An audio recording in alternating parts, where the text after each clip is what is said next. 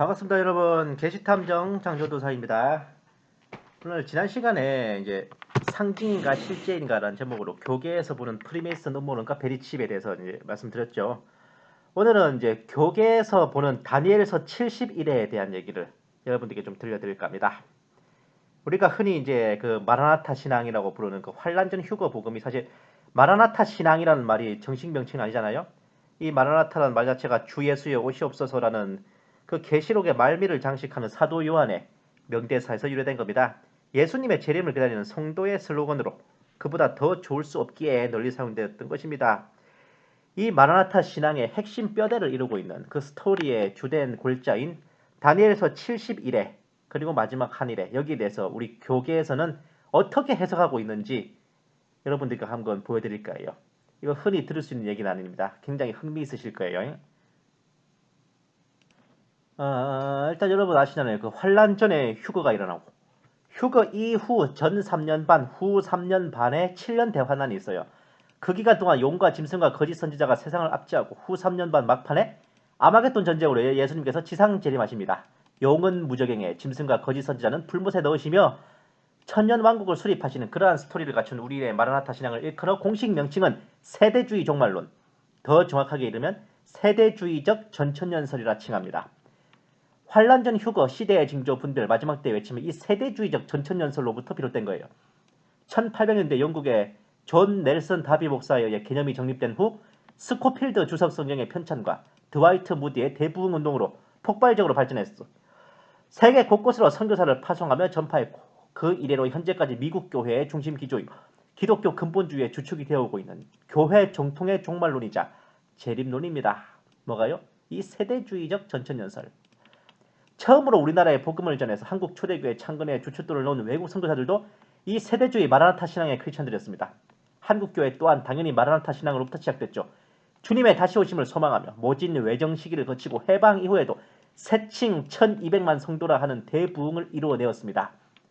원래 명품일수록 짝퉁이 많잖아요. 대부분의 이단 사이비들이 기독교를 모조하여 창고를 했습니다. 그 중에서도 이 세대주의 마라나타 교리를 가장하여 난립하였으니 덩달아 마라나타 신앙마저 도매급으로 이단 취급을 당하는 비운을 겪었죠. 결국 이단 간별사 최삼경에 의한 서달석 목사 이단 조작 사건 1991년 그에 이어서 그 이듬해 개시 노름꾼들의 난리 부르스와 그들을 분별하지 못한 지나친 휴거 소망에 화를 부른 다미 선교의 시한부 종말론 사건이 엎친 데 덮친 격으로 터져버려 결국 1992년에서 95년 이후로 세대주의 마라나타 신앙은 한국교회의 중심 기조에서 밀려났어요. 뿌린 대로 거둔 겁니다. 현재는 교회 환란 통과설을 기조로 하는 역사적 전천년설과 아예 천년왕국은 상징이라 하는 무천년설이 한국 교계의 헤게모니를 잡게 됐습니다. 그럼에도 불구하고 한국 초대교회와 맥을 이어온 정통의 교리인지라 세대주의를 기조로 하는 교파와 집단에 대해서는 이단 취급을 하면서 이 세대주의 자체를 자신있게 이단이라고 지목을 못하는 그런 좀 기묘한 상황입니다. 1986년 탕명환 선생이 쓴 기독교 이단 연구 책에 보시면 기독교 정통 재림론을 설명하시는데 공중재림, 지상재림, 그리고 성도의 휴거, 그리고 7년 대환에 대해서 설명하고 있죠. 바로 세대주의적 전천년설에 대해 설명하고 있습니다. 뭐라고요? 정통 기독교 재림론으로. 그리고 진용식 목사님이 쓴 구원파는 과연이라는 이제 책에도 구원파는 세대주의를 흉내내는 종말론이다. 세대주의란 무엇이냐는 질문. 세대주의 종말론이란 기성교의 종말론의 여러 설 중에 하나다. 그래서 재림을 공중재림과 지상재림으로 나누는 이중재림설. 위에 탕명환 선생이 쓴 공중재림과 지상재림의 두 단계가 있다. 이거가 일치하죠. 그럼 이런 세대주의 종말론이 정통교회로부터 이단으로 비판받냐? 아니요. 세대주의를 변형시키고 자기들의 교리에 맞춘 종말론을 만들고 시기를 정하는 시한부 종말론을 하기 때문에 비판받는 것이지 세대주의 종말론이 이단인 건 아니다라고 말하고 있죠. 네? 뻔히 이단이 아닌 세대주의적 전천년설을 이단으로 만들려고 하니 극단적 세대주의라는 기존에 있지도 않았던 용어를 새로 만들어내 뒤집어 씌우는 상황이기도 합니다. 이단들이 자주 인용해 써먹는다고 해서 그 근본 교리 자체가 거짓이라면 대부분의 이단 사이비들은 기독교와 예수님 복음을 흉내내어 가장하는데 기독교와 예수님 복음이 거짓이게요? 기독교를 가장한 이단들이 많은 것에 대해 명품일수록 짝퉁이 많다고 하면서 왜 같은 논리를 세대주의 종말론에 대해서는 적용하지 않는지 참 물을 일입니다.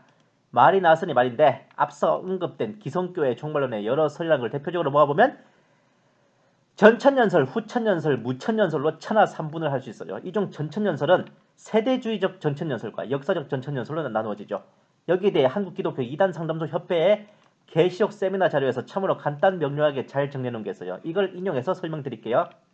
눈으로 쭉 읽으세요.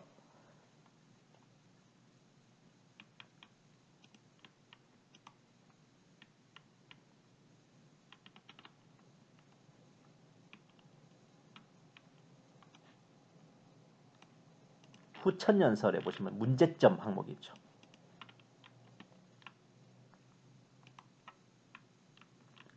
저 무천연설도 문제점 항목이 있죠.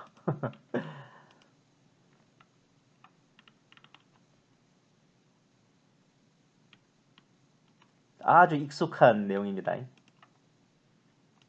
환란 통과설이죠. 이게 환란 후 휴거설.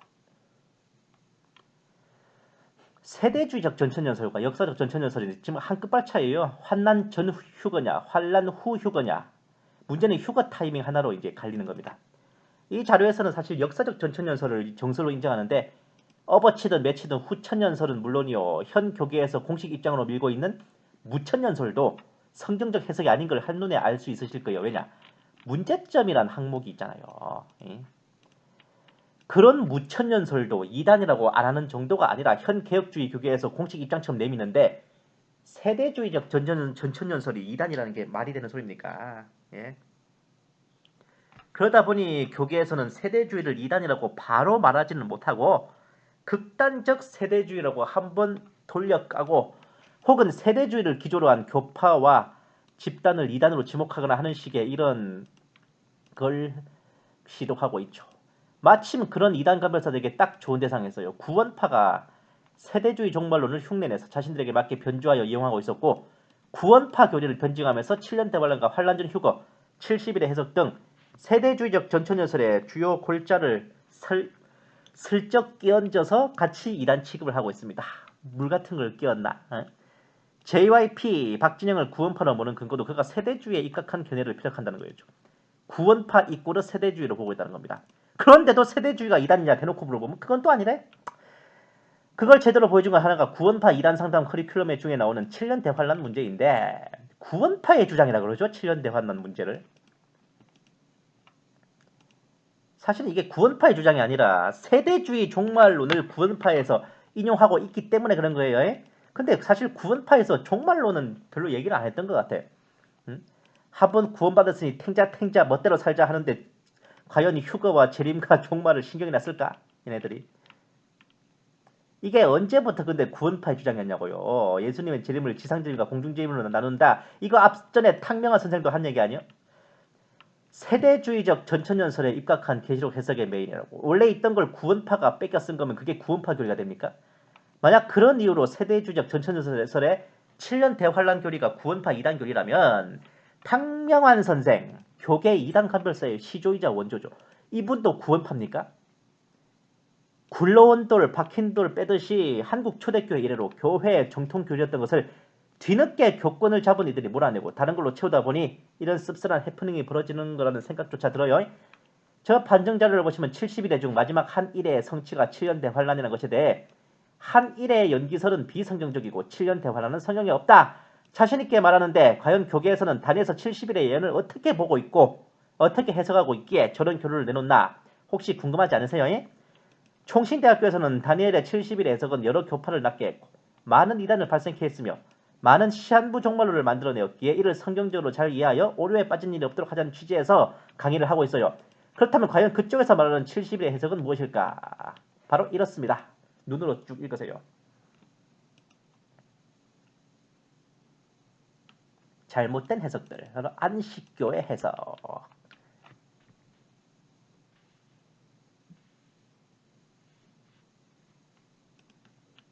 세대주의의 해석. 뭐 잘못된 해석이란 거예요, 그러면?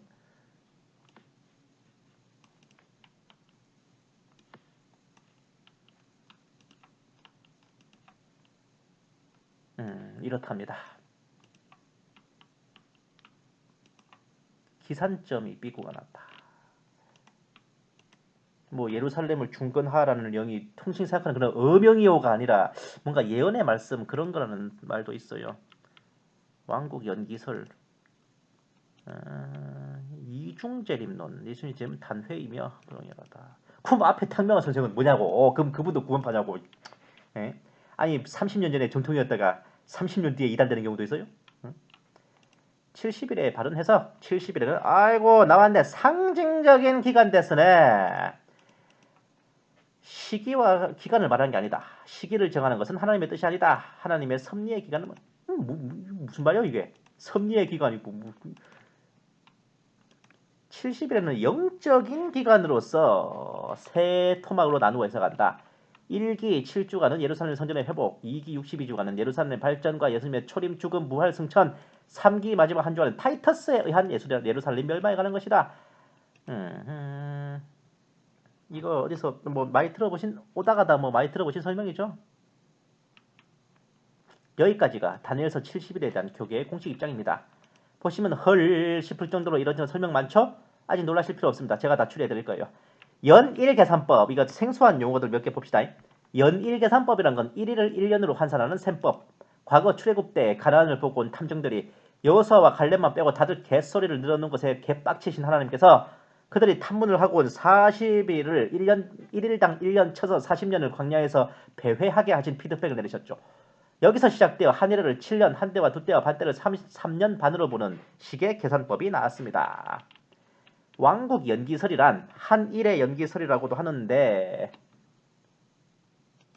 70일의 중 69일회가 지난 후 마지막 한 일회가 다이렉트로 닥쳐오지 않고 이스라엘의 시간을 연기하셔서 그 사이 이방인 교회의 시간이 가동하게 된 것을 의미합니다. 예수님 공중강림 후에 이방인 교회가 휴거되면 다시 이스라엘의 마지막 한 일회가 돌아가는 거죠. 이런저런 말이 많지만 결국 공식 입장은 정리해보면 이래요. 70일에는 상징적이고 영적인 기간, 마지막 한 일에는 타이터스에 의한 예루살렘 멸망, 그러므로 70일에는 이미 다 심하이 됐어. 현재는 해당 사항 없어. 원래 하나님의 예언은 시간적으로 딱 맞아 떨어지지 않을 수 있고 시간적 디테일이 중요하지 않아. 4번 견해가 왜 있냐면은 교계에서 70일회를 방지한 시한부 종말론을 방지하기 위한 목적, 70일회를 빙자한 시한부 종말론을 방지하기 위한 목적입니다. 여기에 대한 근거로 하나님의 아브라함에게 후손들이 이집트에서 400년간 종살이 한다 말씀하셨는데 실제로는 430년 만에 출애굽함으로써 30년의 오차가 발생한 걸 예로 들고 있어요. 그러니까 딱 맞아떨어지지 않을 수도 있다. 그렇게 시간적 디테일이 중요하지 않다는 것이죠. 이제 중요한 골자, 세대주의적 해석이 틀렸다고 보는 이유는 기산점에 삐꾸가 났어. 연일 해석은 이단들이 사용하는 거다. 교회 성도가 영적 이스라엘이지 육적 이스라엘은 의미 없어. 이 견해로 인해 교계에서는 14만 4천 명도 영적 이스라엘, 구원받은 성도를 상징하는 영적인 숫자를 보고 있어요.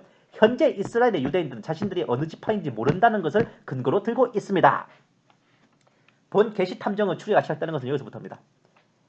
먼저 연일계산법, 1일을 1년으로 해석하는 것이 이단들이 쓰는 수법이라서 세대주의 70의 해석이 틀린 거라 말씀하신다면 성경에 뻔히 문자적으로 나와 있는 것을 영적 상징적으로 비유풀이하는 것도 신천지, 길자교를 비롯한 이단들이 쓰는 수법인데요. 네? 상징적이고 영적인 기간이다. 14만 4천 명은 영적 이스라엘이고 영적인 숫자다. 영적으로 상징적으로 비유풀이하는 것도 이거 신천지랑 하나님의 교회에서 하는 거 아니에요? 뻔히 성경 지면에 기한을 정했고 그 기한은 70일이라 했으면 하늘에 무너져도 70일이라는 실무적인 기한을 정해놓으신 거지. 영적 상징적 의미가 왜 들어가요? 업어치든 매치든 지면에 적힌 본문을 문자적으로 먼저 해석하는 게 1순위 아닙니까? 아버지께서 종이에 참이슬 3병 사와라 적어주셨으면 종이에 적어주신 대로 참이슬 3병을 사가야지. 그걸 영적으로 상징적으로 풀어서 이슬은 물인데 참이슬이니 확실히 물이고 3병인데 삼위일체라 셋은 하나이니 생수 1병 사가면 되겠네 라고 풀어서 참이슬 3병 대신 생수 1병 사가면 그 생수병으로 뚝배기 깨지지. 넌 한글도 못 읽냐? 와 함께 말이에요. 1일을 1년으로 환산하는 게 틀렸다고 하지만 한 일의 자체가 원어로 풀면 한 일곱이란 단어래요. 물론 그 일곱이 7달인지 7해인지는 안 나와 있어요. 하지만 그렇게 따지면 그 일곱이 7년이 되지 말라는 법도 없잖아요. 왜냐? 기한이니까. 그 일회가 기간을 의미하는 거니까. 어쨌든 하나님께서 기한을 정해주신 것이면 시, 일, 월, 연을 각각 대입해봐요. 한 일회를 7시간, 7일, 7개월, 7년을 대입해서 풀어볼 수 있잖아요. 그 중에 제일 역사적으로 아다리가 맞는 단위가 맞는 거죠. 한 일회를 7시간, 7일, 7개월, 7년으로 각각 대입했을 때 어느 것이 다니엘서에 나와 있는 69일에 동안 벌어질 역사적 상황에 부합했습니까? 1일을 1년으로 봐서 한 일회를 7년으로 봤을 때 제일 정확도가 높지 않습니까? 세대주의 측에서 말하는 대로 기산점을 주전 443년으로 잡아 69일에 즉 483일을 483년으로 대입해보면 39년 정도 남아요. 예수님께서 나셔서 공생애 하시고 십자가에 달리신 즉 기름 부음 받은 자가 끊어진 시점까지 몇 년 좀 삐꾸는 나지만 거의 사실에 가까운 결과가 나오지 않습니까?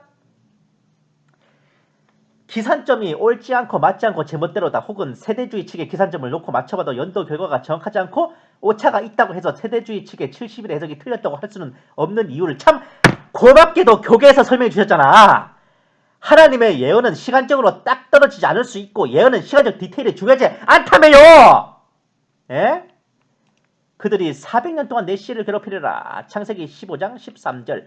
이 말씀을 근거로 들었잖아. 하나님께서도 이집트 430년 종살이를 400년이라 하시며 30년간의 오차를 보이셨다 하면서 이게 시간적 디테일이 별로 안 중요하다며요. 그렇게 따지면 70일에 해석할 때 기산점과 연도 몇 년 오차가 있는 거 당연한 거 아닙니까? 예언의 시간적 디테일이 중요하지 않다고 하셨다며. 그리고 70일의 해석에서 시간점과 연도 디테일에 오차가 났다고 한들 30년이나 오차가 나진 않잖아요. 오히려 디테일로 따지면 더 정확도가 높단 말입니다. 뭐가? 세대주의 쪽의 해석이. 예? BC 444년에서 483년이 지나 예수님 십자가 지심까지 굳이 오차를 따지면 5년 앞으로 왔다 갔다 해요.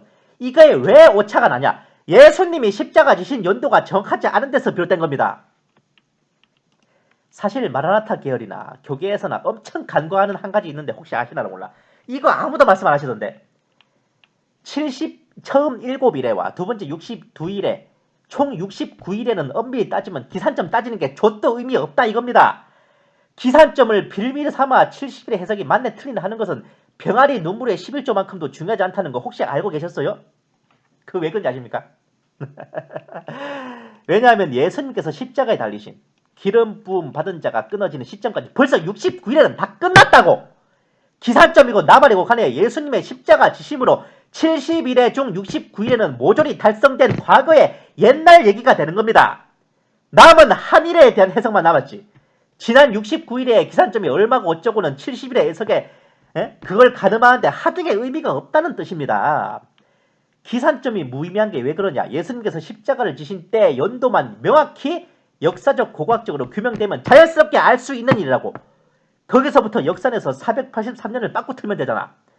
만일 그렇게 해서도 기산점으로 설정한 연도가 안 맞다면 70일에를 해석하는 게 틀린 게 아니라 그 해당 역사적 연도가 잘못 기록되었을 가능성도 생각해야 됩니다.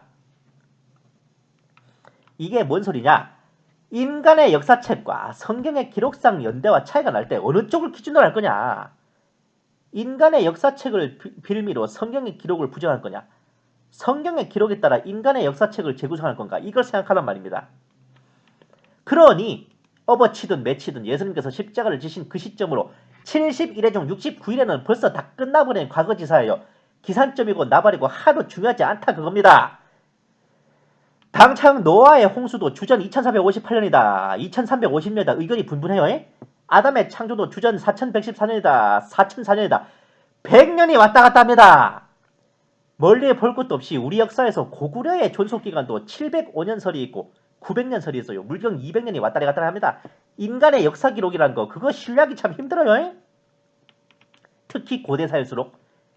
그리고 그 70일에라는 것이 시간의 흐름에 따라 사건이 발생하는 건지 사건의 발생에 따라서 시간이 돌아가는 건지 이것도 생각해 보시라고. 이것도 생각해 보시라. 시진핑 말고 보시라. 이게 무슨 소리냐. 70일이라는 기한이 물 흐르듯이 7일에 이런 일 발생하고 62일에 이런 일 발생하고 이렇게 다이렉트로 흘러가는 게 아니라 약간 개념을 바꿔. 이러이러한 일이 일어났으면 7일에가 지난 것이다. 저러저러한 일이 일어났으면 62일에가 더 지난 것이다. 그러그러한 일이 일어났으면 마지막 한 1일인 것이다. 좀 이런 셈법이에요. 그 해당 사건이 벌어져야 그 일해가 가동된 것이다. 그겁니다. 사실 마지막 한 일해가 가동되지 않은 것은 왕국이 연기된 게 아니라 한 일해 동안의 언약을 맺고 그 일해의 절반에 제사와 예물을 금하는 사건이 벌어지지 않았기에 그 마지막 한 일해가 가동이 되지 않은 것뿐이다. 언제가 되었든 그런 사건이 벌어졌으면 그때가 마지막 한 일해가 되는 거죠. 좀 개념이 색다르지만 저는 오히려 이게 70일의 원래 의미에 더 부합할 것 같다는 생각이 듭니다. 괜히 왕국 연기설 같은 이상한 용어 써가지고 교계에다 빌미만 제공한 거지. 결국 교계의 공식 입장 중에 마지막 한 일에는 타이터스에 의한 예루살렘 멸망이다를 제외하고 나머지 해석들은 전부 다 반박 가능합니다. 그리고 하나 더 말씀드릴게. 대체 언제부터 시기를 정하는 게 하나님의 뜻이 아니었는데요. 베드로전서 1장 11절 킹제임스로 봐요. 그리스도의 고난과 그 뒤에서 영광 미리 정해주실 때 그 영께서 무엇을 혹은 어느 때를 표적으로 보여주셨는지 탐구하였느니라. 표준세번역. 어느 때 일어날 것인지를 연구하였습니다. 공동번역. 그 일이 언제 어떤 모양으로 일어날 것인지 블라블라. 개역개정. 어떠한 때를 지시하시는지 상고하니라. 이 선지자들이요. 그냥 가만히 있다가 하나님의 말씀이 임하여 직통 계시받고 말한 게 아닙니다. 언제 어느 때 일어날 것인지 항상 상고하고 연구하고 탐구하시던 분들이라고. 그럼 이 일은 하나님께서 그들에게 시키신 게 아니냐고? 시키지도 않은 일을 했으니 이 선지자들은 죄다 시한부 종말론자의 극단적 세대주의자들이겠네. 시기를 정하는 게 하나님의 뜻이 아니라고 한다면 기한으로 정하였나니 정하신 기간이 70주간이다. 기한을 정하셨다. 70일을 정하셨나니 이 71회를 기한으로 정하신 하나님은 누구십니까? 더 여쭤보기 민망해요. 예? 자, 이제 화제를 돌리자면 어차피 69일에까지는 예수님의 십자가로 다 심화이 됐어요. 마지막 한 일의 해석에서만 판가름이 납니다. 어디 교계에서 보는 대로 그 한 일회가 로마 장군 타이터스에 의한 예루살렘의 멸망이 맞나? 한번 제가 사실 조사를 해볼게요. 우선 다니엘서 9장 27절에 대해서 또 역본별로 쭉 한번 보실게요. 성경책을 각자 펴고 보셔도 되고 중간에 일시정지 하시고 읽어줘도 됩니다. 쭉 보시고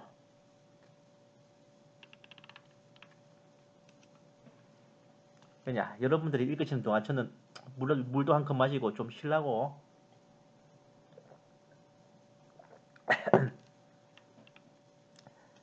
자, 마지막 한 일회를 표현한 다니엘서 9장 27절에 나오는 그의 행동을 한번 쭉 봅시다.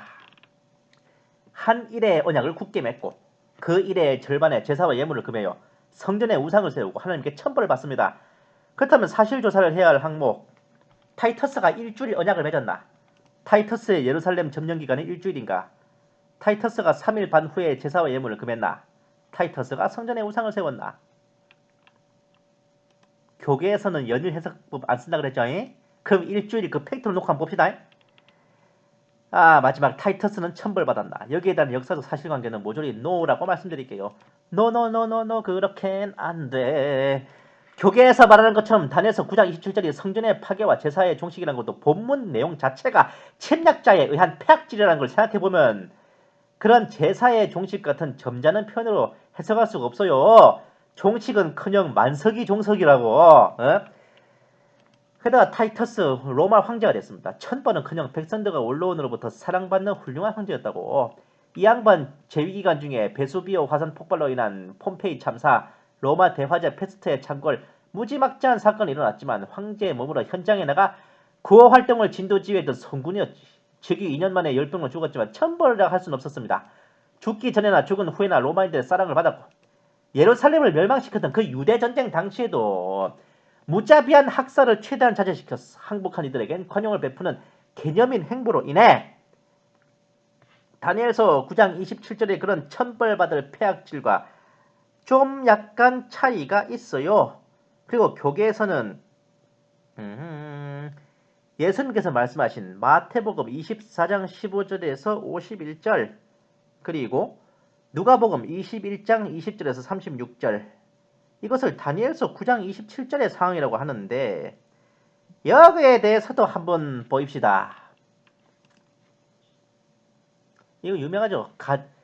예? 멸망에 가져간 것이 거룩한 곳에 선 것을 보면은 뭐 저저저저저 여기까지는 그럴싸해. 근데 문제는 그 다음부터입니다. 세상이 시작된 이래로 이때까지 그런 환난이 없었고 이후에도 없으리라. 이후에도 없다 그랬지. 서기 70년에 예루살렘 멸망이 인류 역사 이래로 그 정도의 전무후무한 대환란이었습니까? 그날들을 줄여주지 않으시면 누구도 구원받지 못할 정도로요. 유대전쟁 기간 동안 거짓 그리스도들과 거짓 선지자들이 창궐하여 미혹하는 일은 언제 있었습니까? 표적들, 이적들 언제 보였냐고. 아휴. 예루살렘이 멸망하고 나서 예수님 지상 재림하셨어요? 그럼 지금이 벌써 천년왕국 정도가 아니라 벌써 새 하늘과 새 땅이 세워진 지 900년이 넘어야 되는데 어째 세상이 이 모양이야. 51절까지 볼 것도 없이요. 예수님의 그 말씀은 서기 70년의 타이투스에 의한 예루살렘 멸망과 전혀 사실관계가 안 맞습니다. 누가복음도 봅시다. 예루살렘의 군대들에게 에워싸는 것을 보거든. 이까진 그럴싸하지. 근데 예루살렘이 멸망한 서기 70년에 성경의 예언이 모조리 성취됐습니까?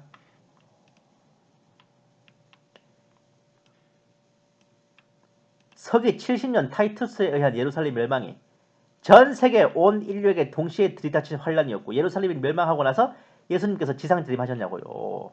사람의 아들이 권능과 큰 영광을 가지고 구름 가운데서 오는 것을 봤냐고요. 전혀 사실관계가 안 맞잖아. 예? 사실 서기 70년 예루살렘 멸망에 대한 얘기는 다니엘서 9장 26절에 나옵니다. 예? 장차 한왕의 백성 이걸 타이투스로 보고 있긴 해요. 26절과 27절이 바로 이어지니까 27절도 똑같이 타이투스가 이어서 저질렀구나 라고 생각하는 거지. 뭔가 역사적 사실관계가 아다리가 안 맞는 것은 영적이고 상징적인 것으로 퉁쳐버리고 말이죠. 하지만 사실 타이투스는 황제의 오른자인이 마치 백성 따위가 아닙니다. 엄밀히 따지면 저 왕의 백성이라는 의미는 왕의 군대를 말하는 게 정확해요. 당연히 예루살렘과 성전을 역사적으로 무너뜨린 사실이 있는 군대는 로마군, 로마 황제의 군대죠. 타이투스는 그 로마 백성들로 구성된 군대를 지휘한 장수였지 그가 백성이었던 건 아닙니다. 근데 26절에서 예루살렘과 성전을 파괴한 주체가 백성들이라는 것은 예루살렘과 성전을 파괴한 주체가 누군지는 중요하지 않다는 겁니다. 그 백성들을 데리고 있는 한 왕이 누구냐가 중요한 거죠. 그 왕을 타이투스라고 해버리면 이것도 사실관계가 어긋난다는데 성전과 예루살렘을 무너뜨릴 당시에는 그가 황제가 아니었거든요. 그리고 타이투스가 27절에 나오는 것처럼 언약을 맺거나 한 일의 절반의 제사와 예물을 금한 적도 없었습니다. 이 부분은 킹 제임스 성경으로 봐야 돼요. 좀 더 정확한 의미가 나옵니다. 장차 임할 통치자의 백성. 개혁 성경에는 장차 한 왕의 백성이 와서 킹 제임스에는 장차 임할 통치자의 백성이라고. 그 백성이 로마 군대라면 그 통치자는 로마 제국의 통치자를 말하는 거죠. 마지막 때의 로마 제국이라면 유럽 합중국 그 수괴인 적그리스도를 의미하는 것입니다. 다니엘서 9장 26절의 말씀은 서기 70년 당시 로마 군대가 예루살렘과 성전을 무너뜨리는데 장차 임할 적그리스도 또한 그 로마 제국을 표방하여 나타난다는 것을 예언하고자 로마 군대를 장차 임할 그 통치자의 백성이라 표현한 것입니다. 따라서 다니엘서 9장 27절에 그 또한 장차 임할 통치자 바로 적그리스도를 의미하는 것이죠. 적그리스도가 한 일해 동안의 언약 즉 7년간의 기한을 둔 어떠한 조약을 체결하며 그 절반이 지난 후 제사와 예물을 금지하고 성전에 우상을 세우는 폐악질을 나머지 3년 반이 끝날 때까지 저지르는 겁니다. 바로 여기에서부터 전 3년 반, 후 3년 반의 7년 대환란이 근거하게 됩니다. 환란의 기간이 7년이라는 건 단지 다니엘서 9장 27절에서만 찾아볼 수 있는 게 아닙니다. 계시록 11장 3절 1260일 동안 대언하리라. 계시록 13장 5절 42달 동안 지속할 권능을 주매. 두 증인이 1260일을 예언하고 증언을 마칠 때 짐승이 대적하여 그들을 죽이고 그 짐승에게 42달 동안의 권능을 주고 앞뒤빵 깔짝 없이 7년입니다. 짐승이 압제하는 42달 3년 반은 심지어 다니엘서에서도 그가 압제하는 것을 한 때와 두 때와 반 때 합쳐서 세 때 반, 즉 3년 반과 상통하고 있습니다. 에스겔 39장 9절 말씀. 7년 동안 불태우리라. 핵전쟁으로 해석될 만큼의 거대한 전쟁이 끝난 후의 상황이 환란이 아니라 평시의 태평성대라고 생각하시겠어요? 다니엘서 9장 27절에 나오는 한 일의 7년은 다니엘서만이 아니라 계시록에서도 에스겔서에서도 언급되고 있습니다. 심지어 제사와 예물을 금하는 일의 절반은 그 다니엘서의 7장에서도 이미 예언이 된 바 있었죠. 이래도 그 마지막 한 일회가 타이투스에 의한 서기 70년 예루살렘 멸망이고 그 70일회가 상징적이고 영적인 기간입니까? 업어치든 매치든 100번 1000번을 적어도 교계에서 해석하는 것처럼 영적이고 상징적인 기간은 죽었다 깨어나도 될 수 없다니까? 지금의 이스라엘 유대인들이 각자의 지파가 어딘지 모르고 있으니 각 지파별 12,000명씩 금강산 찾아가자 12,000봉이 아니라 14만 4천명을 정하는 것. 이건 불가능하여 14만 4천명은 이스라엘이 아니라 영적 이스라엘인 성도들이라 해석하는데 유대인들 본인들은 본인이 어느 지파인지 몰라도 그들을 곤란히 인치시는 하나님도 모를 것 같습니까? 본인들이 몰라도 하나님만 아시면 되는 거 아니에요? 결론적으로 다니엘 70일에 대한 교계 해석은 이렇습니다. 성경 본문에 나와 있는 말씀 내용과 전혀 맞지 않아. 실제 역사적인 사실관계도 전혀 부합하지 않습니다. 이단들이 사용하는 영적, 상징적 비유풀이를 예언 해석에 적용하는 오류를 범하고 있음에도 자신들의 오류를 바로잡는 게 아니라 다른 해석을 이단으로 매도하며 마녀사냥을 하고 있습니다. 세대주의식으로 해석하면 다소 연도적 디테일에 오차가 있고 뭔가 설명이 2% 부족한 건 있지만 교계 해석은 전혀 납득이 안 되는 게 너무 많다니까. 구차한 비유를 하자면 이쪽이 정품에 하자가 있는 거면 저쪽은 아예 불량품이에요. 이쪽이 똥 싸고 안 닦은 거면은 저쪽은 아예 옷 입은 채로 바지에 똥 싸버린 거네. 하나님께서 몸소 숫자까지 구분해가며 기한을 정해주신 것을 죄다 상징적 영적으로 퉁쳐버리고 성경 본문에 나와 있는 내용과도 전혀 부합하지 않아요. 그 해석조차 역사적 사실관계와도 전혀 맞지 않는데 그것이 어찌 타당한 무속입니까? 그런 주제로 상대방의 해석을 이단이라 하는 게 가당키도 한 일입니까? 교권이 깡패라는 것밖에 안 되잖아.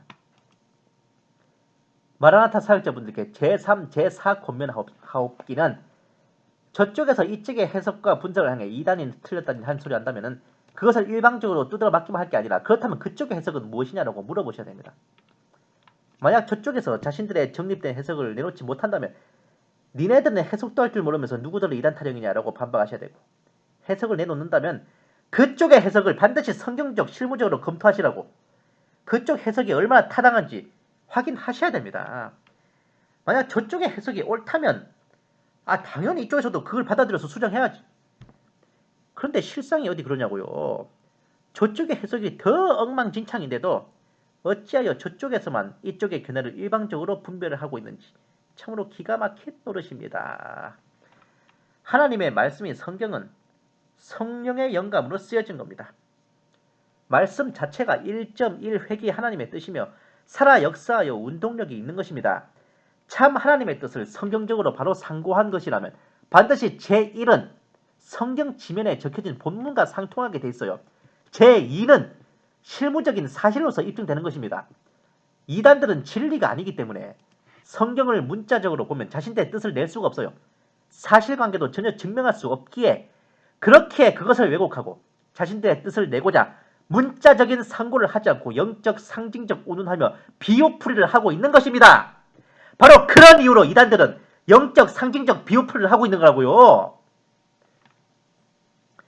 그런데 어째서 이 교계는 다른 모든 것은 철저히 성경을 문자적으로 보며 영적 상징적 비유풀이하는 이단들을 밝히 감별하고 계시오면서 유독 이 마지막 때의 계시와 예언에 대해서만은 그 밝은 눈이 까막눈이 되시는 건지 참으로 안타깝습니다. 정말.